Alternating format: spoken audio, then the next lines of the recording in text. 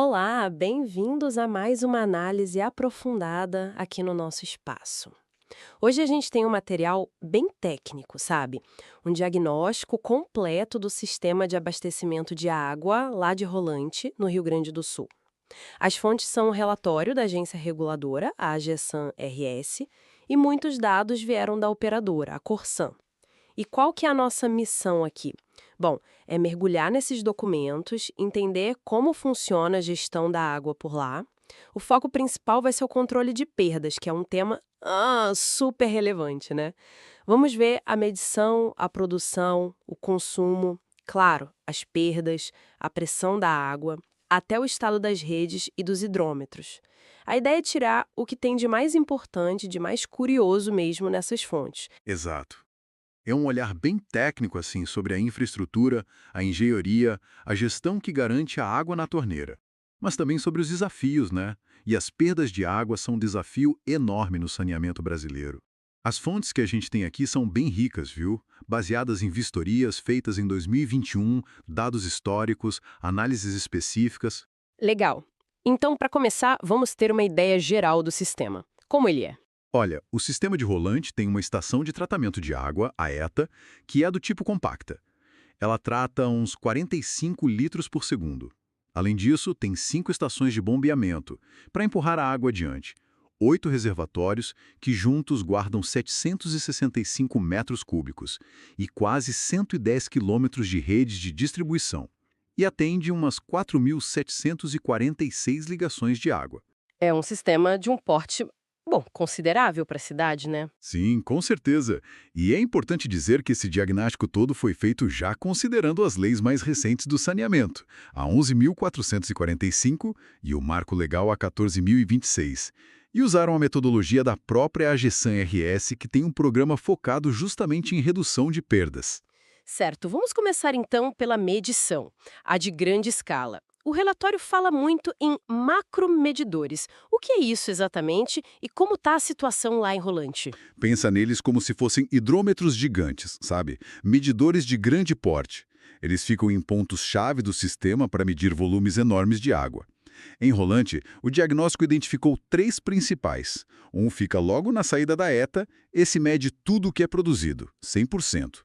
Tem outro depois de um reservatório importante, o R2, que mede o consumo de mais ou menos 60% da cidade, e um terceiro mais recente depois do reservatório R8, que mede o consumo do bairro Rio Branco. Ah, então eles ajudam a saber quanta água está entrando no sistema e para onde ela está indo em blocos maiores, digamos assim. Tipo um controle mestre? Exatamente. São fundamentais porque a gente chama de balanço hídrico. A gente compara o que entrou, medido na ETA, com o que sai nesses pontos e com o que é medido lá na ponta, nos clientes. Aí dá para estimar as perdas. O relatório até comenta que, apesar desses 3 serem importantes, o ideal seria ter mais, para dividir a cidade em setores menores. Isso ajudaria a achar e combater as perdas de forma mais cirúrgica, né? É o que recomendam as boas práticas internacionais, tipo as da IUA, Associação Internacional da Água. Faz todo sentido. E por falar em perdas, aqui a coisa parece que esquenta um pouco. Os dados mais antigos que eles citam, do CENIS, de 2015 a 2019, mostravam uma tendência ruim: produção, consumo e perdas, tudo aumentando. Mas aí o diagnóstico traz dados mais recentes da Corsan, de julho de 2020 a junho de 2021. E aí, o que esses dados mais novos revelaram? Então, aí teve uma mudança bem interessante. E para melhor, principalmente a partir de janeiro de 2021. Aconteceu uma queda, olha, expressiva mesmo nos índices de perdas. O IN 049, que mede a perda na distribuição, basicamente vazamento na rede, caiu de uns 40% para a faixa de 25 a 30%. E o IN 051, que é a perda por ligação, quanto se perde por cliente, em média, despencou. Estava acima de 200 litros por ligação por dia e caiu para algo entre 110 e 170. Uau! Isso é uma redução bem forte mesmo, mostra que alguma coisa funcionou, né? Mas olha só, o documento também fala do tal consumo autorizado não faturado, o CANF. O que entra aí? E por que isso é relevante? Ah, o CANF. É toda a água que a companhia usa para operar, mas que não gera fatura, não gera receita. tipo água para limpar as redes, o consumo nos prédios da própria Corsan, água para os bombeiros, que lá em Rolante eles medem, o que é um ponto positivo. Mas o que chamou atenção no diagnóstico foi a água usada para lavar os filtros da própria ETA. É um processo essencial para a qualidade da água, claro. Só que esse volume era bem alto, na casa dos 10% de toda a água tratada. E o curioso foi que, percentualmente, esse consumo interno até subiu um pouco, justo quando as perdas na rede estavam caindo. Entendi. Quer dizer, enquanto consertavam vazamentos na rua, tinha um uso interno alto de água, que talvez pudesse ser otimizado. Exato. Mostra que a busca por eficiência tem que olhar para todo lado, né? Dentro e fora da operação. Ok. Saindo dessa escala maior, vamos para os hidrômetros nas casas, os medidores individuais. Qual era o cenário lá? Aqui tem outra coisa bem interessante que o diagnóstico apontou. O conjunto de hidrômetros, que eles chamam de parque, tinha umas 4.274 unidades funcionando. E a idade média deles, quando fizeram a análise lá em agosto de 2021, era baixíssima, só 1,7 anos. 1 ano e 7 meses de idade média? Nossa, isso é muito novo, como assim? É que eles fizeram uma troca em massa. Nos 6 meses antes da análise, trocaram mais de 2.000 hidrômetros, ou seja, mais da metade de todos os medidores da cidade tinha menos de 1 ano de uso. Foi uma renovação geral. Caramba, imagina o efeito disso na hora de medir o consumo real, né? O relatório fala em submedição. Como essa renovação impacta isso? Impacta diretamente. Hidrômetro é peça mecânica, desgasta com o tempo. E hidrômetro velho tende a marcar menos água do que realmente passa. Isso é a submedição. Com um parque tão novo, o índice de desempenho da medição, o IDM, foi estimado em ótimos 92%. Isso quer dizer que a submedição caiu muito. E a submedição é uma parte importante das chamadas perdas aparentes. É aquela água que o cliente consumiu, mas não foi faturada corretamente. Mesmo com essa melhora toda, o estudo ainda calculou uma submedição de quase 4.000 metros cúbicos só em julho de 2021. Dá uns 6,6% da água tratada naquele mês. Mesmo com o hidrômetro novo, ainda tem essa perda? Sim, sempre tem uma margem, né? E as perdas aparentes incluem também fraudes, ligações clandestinas. Então, mesmo melhorando a medição, ainda tem trabalho a fazer. A Corsan usa até um sistema online para gerenciar isso, o CWA, que ajuda a controlar a vida útil e programar as trocas. Então, essa troca gigante de hidrômetros e deve explicar uma parte boa daquela queda nas perdas totais que você mencionou antes, né? Principalmente as aparentes. Com certeza. Reduzir a submedição faz com que a água que antes era perdida no faturamento passe a ser contabilizada e faturada. Isso melhora muito o índice de perdas aparentes e, claro, o índice geral de perdas. Foi uma ação de gestão com resultado bem claro nos números. Entendido. Vamos mudar de assunto agora. Pressão da água. Outro ponto super crítico. O que o diagnóstico mostrou sobre como o Rolante lida com a pressão na rede? Olha, segundo a GESAN RS, é uma área que ainda está sendo desenvolvida por lá. Eles têm 5 válvulas redutoras de pressão, as VRPs, e 3 boosters, que são bombas para aumentar a pressão onde precisa. O grande desafio em Rolante é a topografia. É uma cidade com muito morro e vale. Tem áreas baixas e áreas bem altas. E como isso complica a gestão da rede? Qual o problema disso? Bom, para a água chegar por gravidade, os reservatórios têm que ficar nos pontos altos, certo? Só que se a diferença de altura entre o reservatório, lá em cima, digamos a 100 metros, e a área de consumo, lá embaixo, a 60 metros, for muito grande, a pressão lá embaixo fica altíssima. E pressão demais é ruim. Aumenta o risco de romper cano e também faz vazar mais água por qualquer furinho ou junta que não esteja perfeita. Aí entram as VRPs para dar uma segurada nessa pressão em alguns pontos. O relatório até menciona que elas podem reduzir a pressão em até 40 mKa, metros de coluna d'água, que é como a gente mede pressão em saneamento. Já os boosters fazem o contrário. Dão um empurrão na água para ela conseguir chegar nas áreas mais altas ou muito longe, onde só a gravidade não daria conta. Entendi a lógica das VRPs e boosters. E na prática, fizeram medições de pressão, né? Em 8 pontos. O que elas mostraram? Mostraram que a pressão média geral, de 29,5 MCA, até que está boa. O problema não é a média, são os extremos. Acharam pontos com pressão mínima de só 11 MCA, que é baixo, pode dar reclamação de falta d'água, e acharam pontos com máxima de 68 MCA. Isso é muita pressão, é risco para a rede. Mas o ponto talvez mais crítico é a diferença enorme entre a pressão de noite e de dia. De madrugada quase ninguém consome água, então a pressão na rede sobe muito. Em alguns lugares medidos, a pressão noturna chegou a ser 40% maior que a mínima do dia, 46% maior. E teve um ponto que foi 120% maior. 120% a mais de pressão à noite? Nossa! Isso deve castigar a tubulação, não? Exatamente. Essa variação diária, essa esticada na pressão toda a noite, funciona como um teste de estresse nos canos, todo dia. Principalmente nos canos mais velhos, ou de material mais frágil. É como ficar dobrando um arame. Uma hora ele cansa e quebra. Essa variação grande é um prato cheio para vazamento, especialmente aqueles escondidos que pioram à noite com a pressão alta. Controlar melhor essas pressões, talvez com mais VRPs ou ajustando melhor as que já existem, parece ser um caminho importante para reduzir as perdas reais. E falando nos canos, nas tubulações, o que se sabe sobre as artérias da cidade? De que material são feitas e a idade delas? Esse costuma ser um ponto sensível. Pois é, são quase 110 quilômetros de rede no total. O material que mais tem é PVC, tubo de 50 milímetros de diâmetro. Isso é 67% da rede.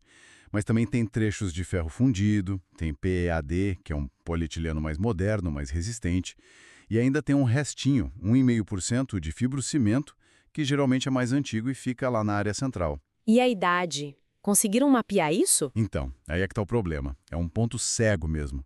O diagnóstico deixou isso bem claro.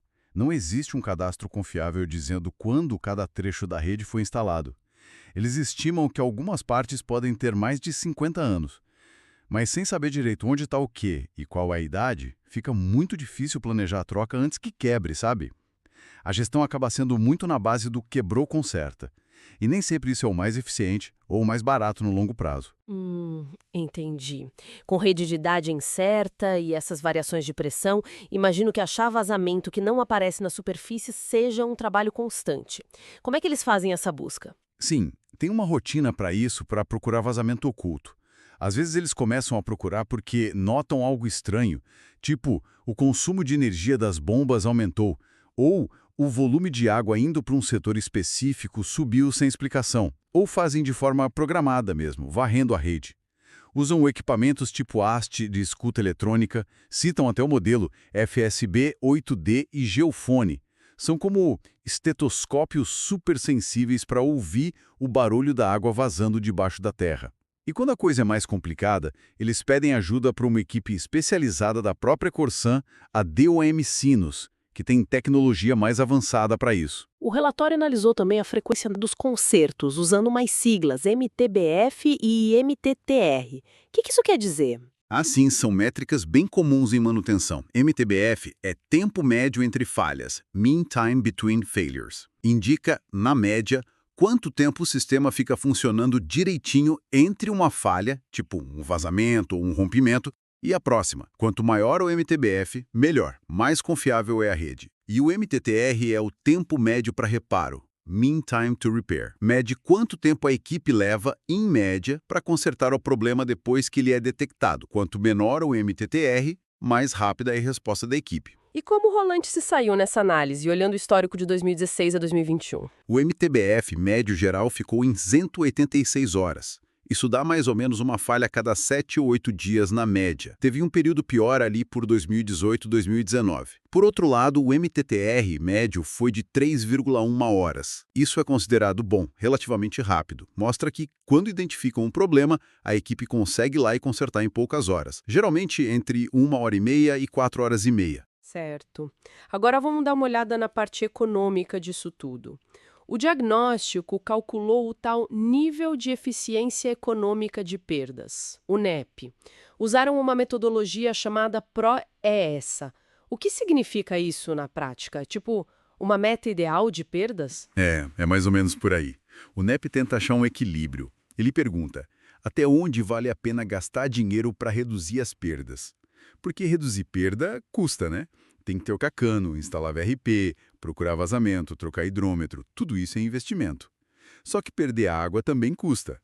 Custa energia para bombear, produto químico para tratar, e custa a receita que você deixa de ganhar com aquela água. A metodologia PROESA faz um cálculo complexo, botando na balança esses custos e benefícios para tentar estimar qual seria o nível de perdas economicamente ótimo. Aquele ponto em que o custo de reduzir mais um pouquinho a perda é igual ao benefício que você tem por não perder aquele pouquinho. Interessante essa visão. E qual foi o resultado para Rolante? Eles calcularam isso com dados de 2019, né? Isso. Para as perdas aparentes, que são a submedição, as fraudes, o cálculo do NEP deu um valor ótimo, de 3,3% do volume consumido. Já para as perdas reais, os vazamentos físicos na rede, o nível economicamente eficiente foi estimado em 22,6% do volume que é produzido. É super importante lembrar que esses são valores teóricos, tá? Servem como uma referência econômica.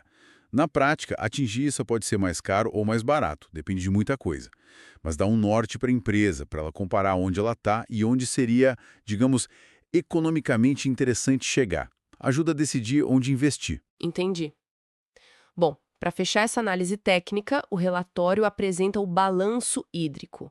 É tipo um resumo final que junta tudo. Exatamente. O balanço hídrico, que segue um padrão internacional da IW, é como se fosse a fotografia final do período que eles analisaram, de julho de 2020 a junho de 2021. Ele organiza todos os volumes, quanta água foi produzida, quanta foi faturada, quanto foi consumido, mas não faturado, o CANF, e separa as perdas em reais e aparentes. Lá em Rolante, nesse período específico, as perdas reais, os vazamentos, foram o maior problema, 20,1% do volume total que entrou no sistema. Isso dava uns 537 metros cúbicos por dia. Era alto, mas já mostrava aquela redução recente que a gente comentou.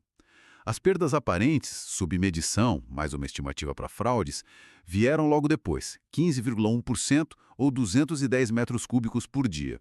A troca de hidrômetros com certeza ajudou a diminuir esse número. E o consumo autorizado não faturado, o CANF, ficou em 6%, uns 254 metros cúbicos por dia. E aqui de novo se destaca aquele volume grande usado para lavar os filtros lá na ETA. Então, fazendo um resumo do nosso mergulho nessas fontes. A gente vê Rolante com um sistema que tem uma gestão presente, ativa. Isso ficou claro com a redução recente das perdas e a modernização dos hidrômetros. Mas, por outro lado, tem desafios grandes. A variação de pressão por causa da topografia é um deles, a falta de dados sobre a idade da rede é o outro, porque dificulta planejar, e aquele consumo interno na ETA que parece alto. Perfeito. O diagnóstico da AGESão RS é, sem dúvida, uma ferramenta muito útil para eles, porque não só aponta onde estão os problemas, mas também sugere caminhos, né?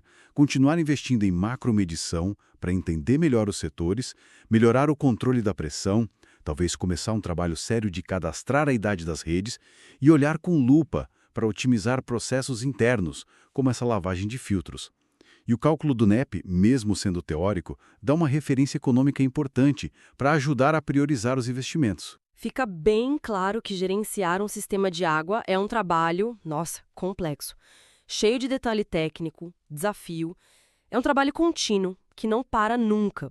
Mesmo com resultados bons recentes, a busca por mais eficiência tem que continuar. Exatamente. E talvez um pensamento final que essas fontes provocam é justamente sobre esse equilíbrio. Como equilibrar essa meta de perdas, que é economicamente ótima, sugerida pelo NEP, com a realidade do dia a dia, com as pressões operacionais e sociais? Às vezes, para o cálculo econômico puro, talvez valesse a pena aceitar um certo nível de vazamento. Mas aí vem a necessidade de garantir água para todo mundo, a pressão da comunidade, ou até a visão de longo prazo de evitar um problema maior lá na frente. E isso pode exigir investimentos que vão além do que o cálculo econômico sugere. Navegar essa tensão entre o ótimo econômico e o ótimo operacional e social, considerando a história e a geografia única de cada lugar, esse é o grande desafio constante para quem gere e para quem regula o saneamento. Uma questão bem complexa mesmo para a gente ficar pensando. Agradecemos a companhia de todos nesta análise detalhada das fontes sobre o saneamento em Rolante. Até a próxima!